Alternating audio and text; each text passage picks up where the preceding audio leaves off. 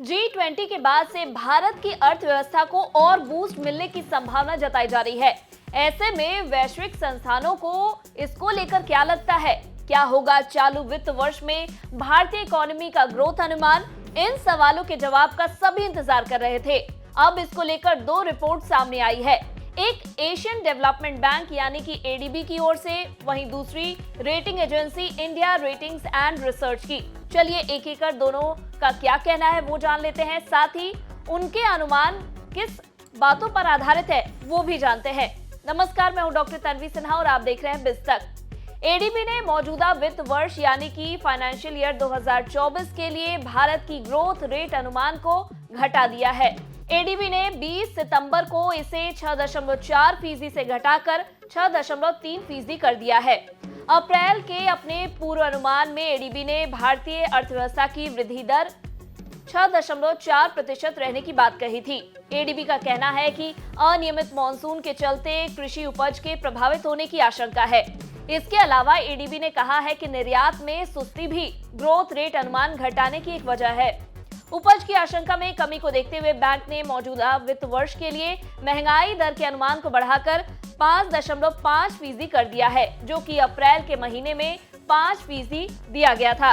Report के मुताबिक फसल के कम उत्पादन से खाद्य कीमतों में बढ़त की आशंका है, जिससे महंगाई दर पर असर देखने को मिल सकता है। हालांकि अगले वित्त वर्ष के अनुमानों में कोई बदलाव नहीं किया गया है। बैंक ने अगले साल के अनुमान को 6.7% पर स्थिर रखा है। बैंक का अनुमान है कि अगले साल निजी निवेश में बढ़त देखने को मिल सकती है और इंडस्ट्रियल आउटपुट भी बढ़ सकता है। बता दें, भारत की जीडीपी मौजूदा वित्त वर्ष की अप्रैल-जून तिमाही में 7.8% की दर से बढ़ी है, जिसमें सर्विस सेक्टर और बढ़ते हुए निवेश की अहम भूमिका रही। वहीं दूसरी ओर इंडियन रेटिंग्स एंड रिसर्च ने 2023-24 के लिए अपने जीडीपी ग्रोथ अनुमान में सुधार करते हुए कहा है कि मौजूदा कारोबारी साल में भारत की विकास दर 6.2% रहने का अनुमान है।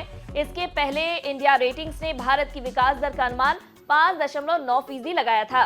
रेटिंग एजेंसी ने इस अनुमान में बढ़ोतरी की जो वजह बताई है उनमें शामिल है सरकार का बढ़ता कैपिटल एक्सपेंडिचर, भारतीय कारोबार जगत का प्रदर्शन और बैंकों की बैलेंस शीट में कमी, वैश्विक कमोडिटी की कीमतों में आई गिरावट और निजी खर्च में बढ़ोतरी। वैसे भारत की बढ़ती आर्थिक ताकत को लेकर दुनिया की तमाम दिग्गज एजेंसियां और हस्तियां भी कुछ ऐसे ही अनुमान जताती आ रही हैं।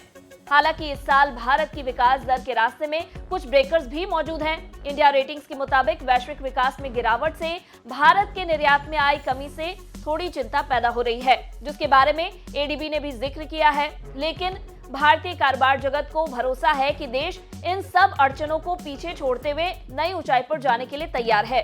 हालांकि एक चिंता भारत में बढ़ती आर्थिक असमानता भी है। इंडिया रेटिंग्स के मुताबिक निम्न आय वर्ग की असल वेतन बढ़ोतरी 2010-11 की चौथी तिमाही से कम रही और ये केवल 2012-13 की तीसरी तिमाही में ही बढ़ी थी। वहीं उच्च आय वर्ग से संबंधित परिवारों की वास्तविक वेतन बढ़ोतरी 9.5 से 12.7% रही है।